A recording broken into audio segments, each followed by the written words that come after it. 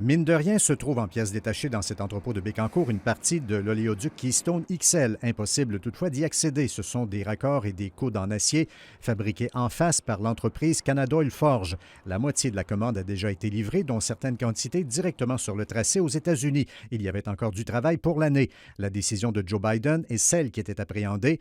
Qu'est-ce qui se passera maintenant avec ce qui reste à produire? Des instructions sont attendues dans les prochains jours de la part du constructeur du pipeline TransCanada Énergie. Et évidemment, il y a un impact parce qu'ils ont des contrats avec TransCanada Énergie, puis c'est des gens qui produisent et qui réparent de la tuyauterie qui sert aux oléoducs. Donc, c'est directement dans leur marché. En octobre dernier, Canadoil avait mis à pied temporairement 53 des 120 travailleurs, notamment en raison de l'incertitude entourant le dénouement des élections américaines. Avec ce qui survient, il est impossible de spéculer sur un éventuel rappel. Est-ce que ça y changera quelque chose? Le député fédéral Louis Plamondon croit que Keystone sera à l'ordre du jour des premiers échanges entre Justin Trudeau et Joe Biden. M. Biden aurait l'air fou de changer d'idée 2 jours avant avoir signé le papier.